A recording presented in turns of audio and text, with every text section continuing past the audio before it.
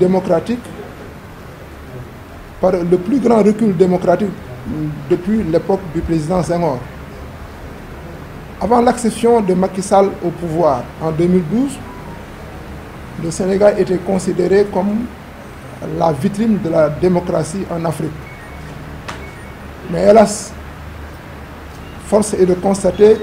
qu'à ce jour, cette vision a fortement changé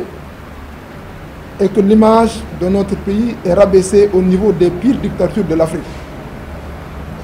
Un certain nombre d'éléments permettent de caractériser ce grave recul démocratique. Une justice dépendante du pouvoir exécutif qui l'instrumentalise à sa guise.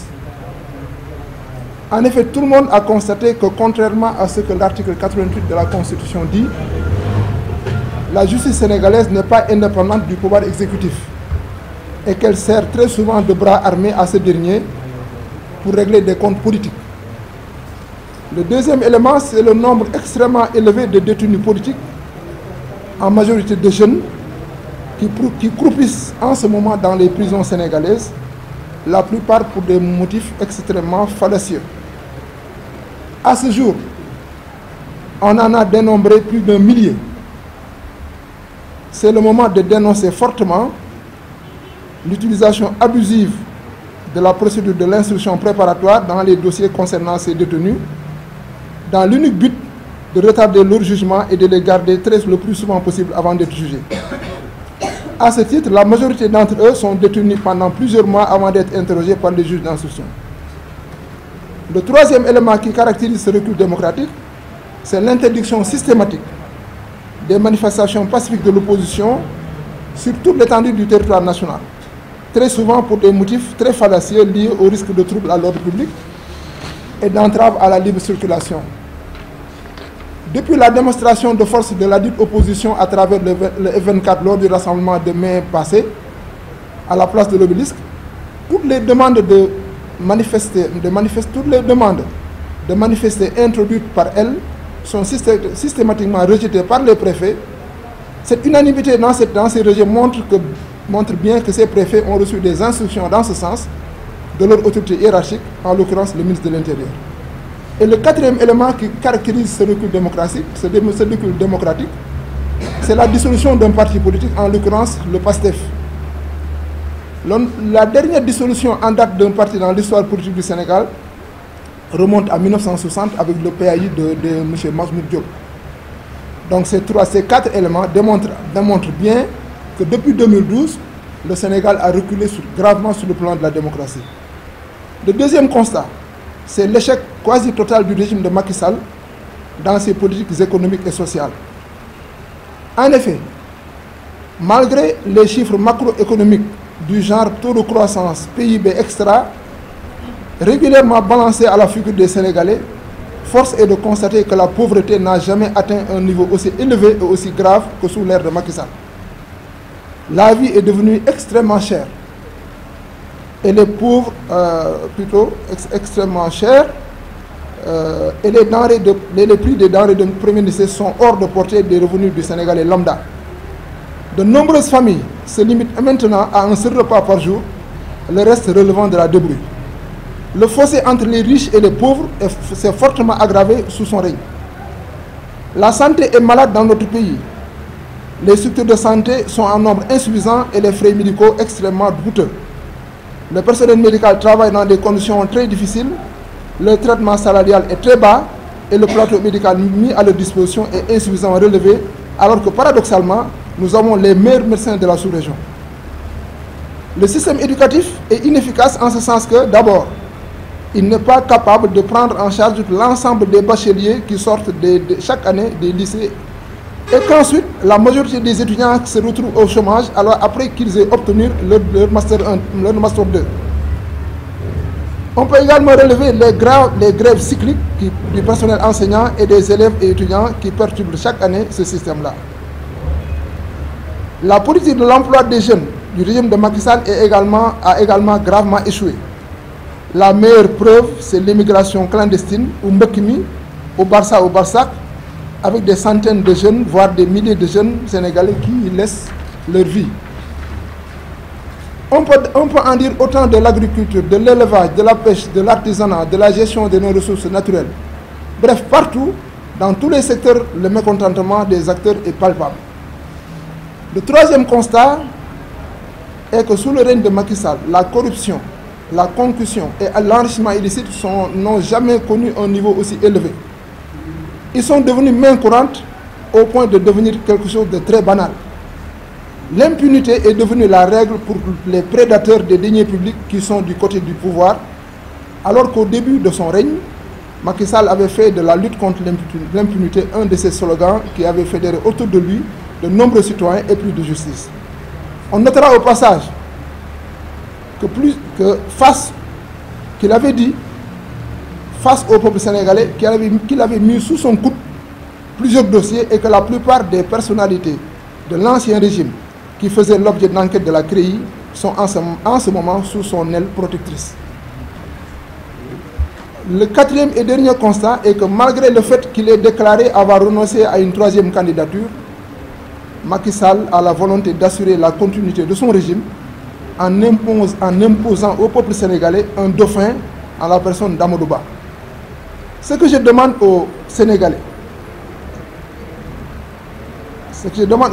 est que s'ils aspirent à un réel changement dans ce pays, c'est ce régime dans son ensemble qu'il faudra jeter dehors en février 2024. Sinon, les mêmes causes vont produire les mêmes effets et le peuple sénégalais va continuer à souffrir. C'est donc sur la base de ces constats et d'autres que les responsables et militants du Parti pour la justice, la démocratie et le développement PJ2D And Doxal Dëgg m'ont mandaté pour que je participe en tant que candidat à l'élection présidentielle du 25 février 2024. En conséquence, je vous déclare solennellement que je suis candidat à la candidature de l'élection présidentielle du 25 février 2024.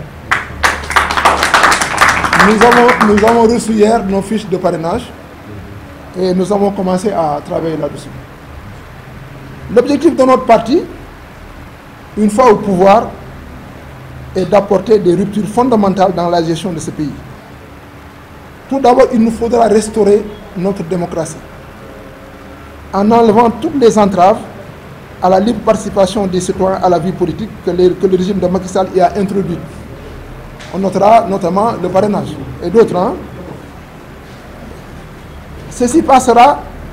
par une réelle indépendance de la justice à l'endroit de l'exécutif. Nous avons également l'ambition de réduire de manière drastique le train de vie de l'État qui est extrêmement coûteux et de lutter efficacement contre la corruption, l'enrichissement illicite et le détournement des deniers publics. Notre ambition est également de mettre à la disposition des Sénégalais un plateau médical relevé avec un personnel médical qualifié et bien rémunéré. Notre objectif sera également de réorienter notre système éducatif afin qu'il permette aux étudiants diplômés de disposer de métiers qui leur permettront une facile réinsertion dans le tissu économique. Nous ambitionnons de faire de notre agriculture une agriculture moderne, tournée vers la satisfaction totale des besoins alimentaires des Sénégalais avec une autosuffisance alimentaire en vue dans les domaines clés. Nous avons également la volonté de mettre en place une politique environnementale de nature à protéger de manière efficace l'écosystème pour la satisfaction des besoins des Sénégalais. Nous avons les mêmes ambitions dans les domaines de la pêche, de l'élevage, de l'artisanat, de l'emploi des jeunes, etc. et dans la gestion des ressources minières, gazières et pétrolières, avec la volonté de remettre en cause tous les contrats léonins qui préjudicient aux intérêts de l'État du Sénégal. Enfin, nous avons l'intention de remettre sur la table la question de la monnaie unique au niveau de la zone CEDEAO pour sortir définitivement de la zone du franc CFA. Je vous remercie. di leen gërëm ci teew bi ngeen teew ci sunu woote bi di sant maanaam journalistes yi taskatu xabaar yi ci vraiment mobilisation bi ñu def tey jii di sant également responsable ak militant PJ2D And Doxal Dëgg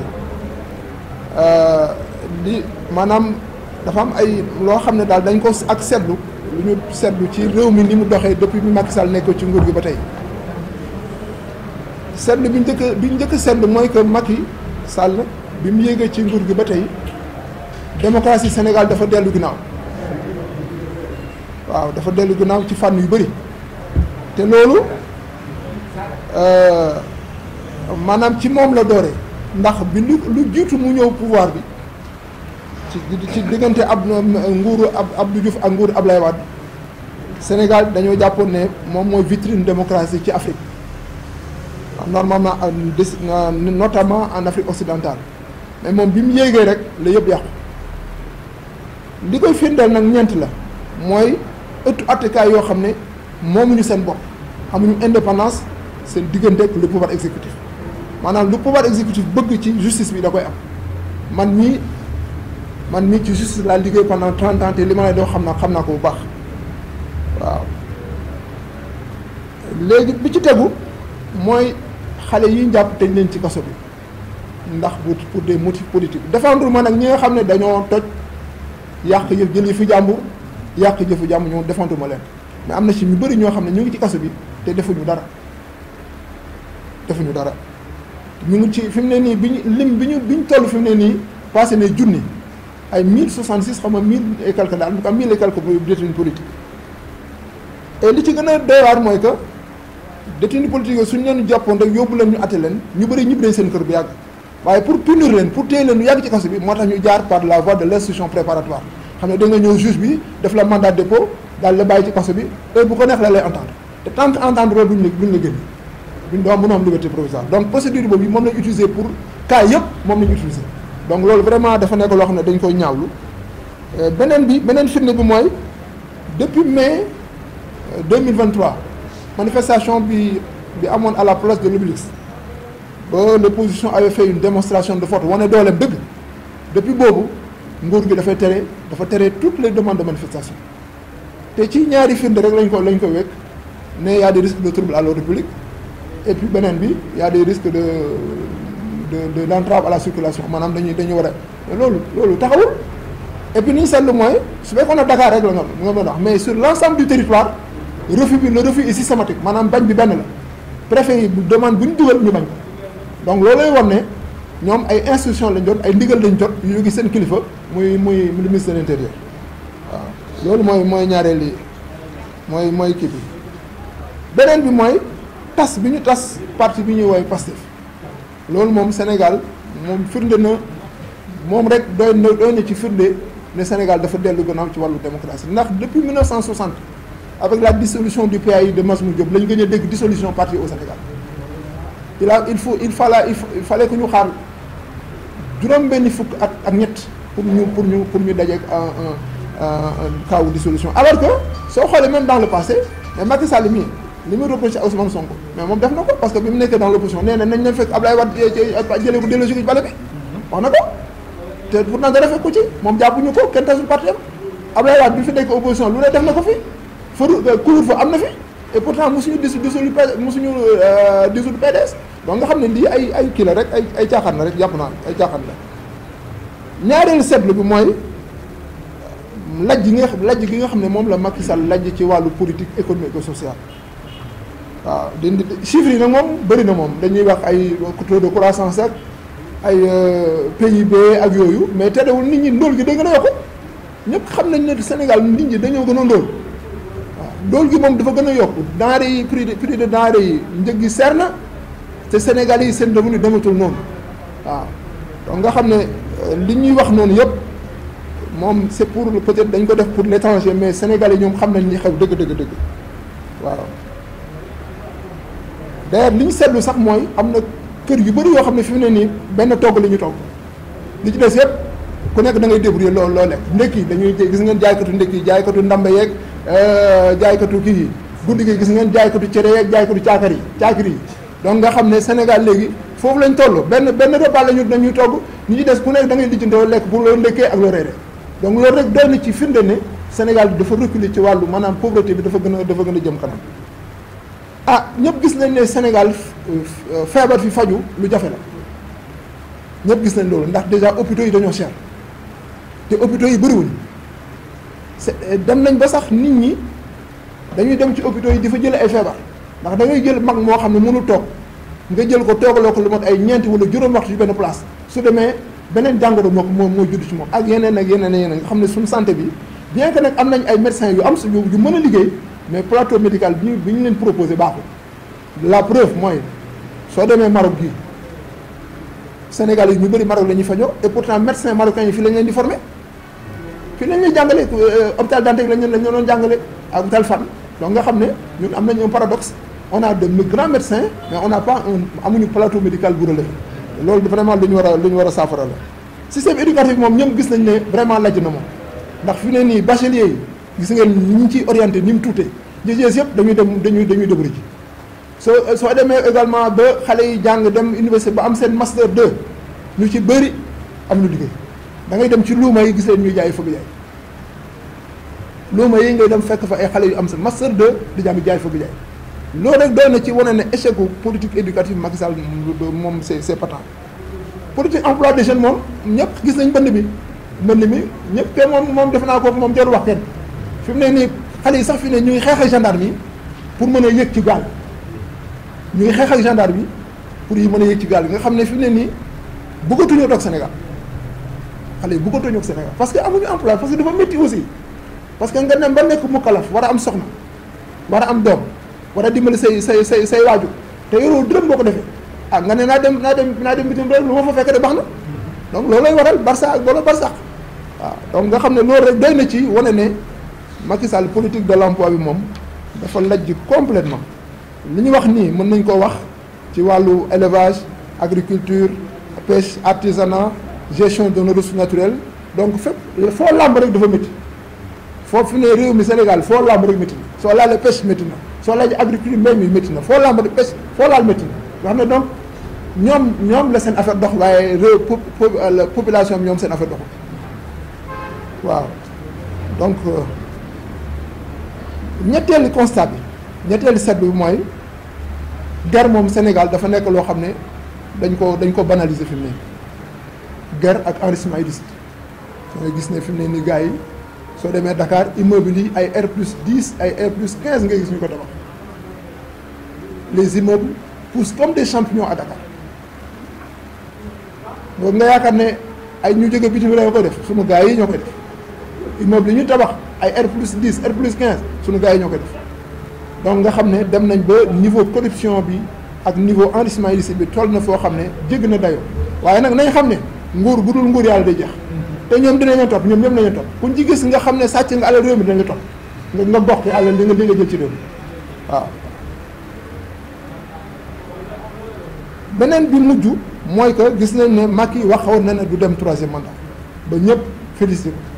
man mi bokkoon naa ci ñu ko félicité waaye bi mu ko waxee ba léegi mu ngi def ay ruminaat pour imposer ñu benn dauphin mooy Amadou Ba loolu nag Sénégal yi wañu ko nangu ndax su fi Amadou Ba toogee même régime bi mooy continuer rek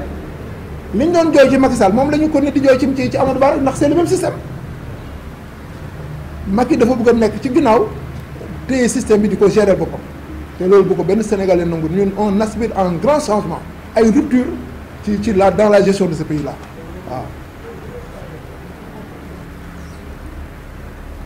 waaw donc ci bi ñu maanaam seetlu yooyu la ñu sukkandiku ba sama waa parti naa ma daal yow il faut nga sóobu ci présidentielle c'est 2024 yi et donc ma leen di wax ne Aliou Ndao bés ni tey candidat la ci élection candidat à la candidature élection présidentielle jot naa samay fiche de parrainage démb et donc bés ni tey tàmbali nañ ci jublu soo seen nañ ci jublu pour maanaam def lu ñu ca war a war yëpp léegi nag damay brosser rek parce que lii fii programme mënu fi xaju fi mais damay def suñu vision la ñuy wane rek maanaam li may njëkk wax mooy que ñun suñu excès li ñuy wax rupture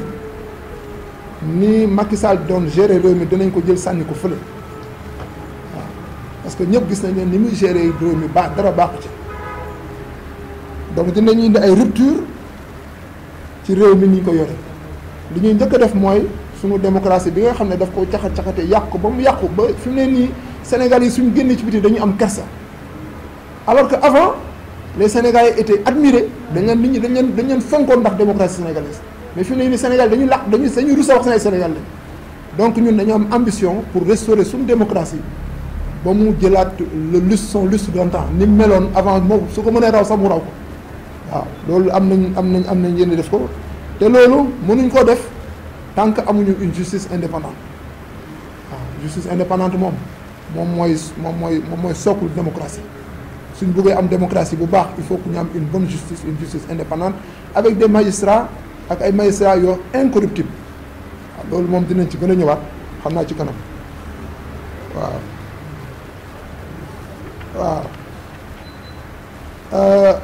beneen bi mooy dañu seetlu ne état li muy lekk ci budget dafa bëri li mu lekk ci budget l'état du Sénégal est budgétivore donc ñun suñu ambition bokk na ci ñu réduire le train de vie de l'état wàññi ni maanaam li état bi consommé ci xaalis ñu wàññi ko bu baax a baax ndax li muy consommé li ci ëpp ay puukare rek la mën nañ ko jël dugal ko ci mbay mi wala ñuy dugal ko ci santé bi wala ñuy dugal ci éducation mais gars yi dañuy parader yore seen ay 4x4 yu ñuul di voyager en première classe yàq la rek waaw donc ñun suñu ambition mooy vraiment réduire le train de vie de l'état ba nga xam ne li nga xam ne état yi moom la war a conseiller mu yem ci liggéey suñu dugal ko ci éducation dugal ko ci santé dugal ci yeneen secteur prioritaires yi waaw beneen bi mooy dinañ xeex ger bu baax a baax ger moom waxuma ne dinañ ko dindi Sénégal de waaye dinañ ci dindi lu bëree bëri moom guerre sàcc alal réew moom dinañ ci teg dinañ ci xar suñu tànk ba loolu dañ même su dañu complètement dana wàññi ba toll benn niveau bu supportable mais li fi xaw fi mu ne nii moom dafa jéggi dayo waaw également ci wàllu faj wax naa léegi ne Sénégal am nañ ay médecins yu baax mais seen plateau médical moo baaxul loolooy waral Sénégal yi di jéggaani di dem faju dinañ wax fexe ba Sénégalais bu feebar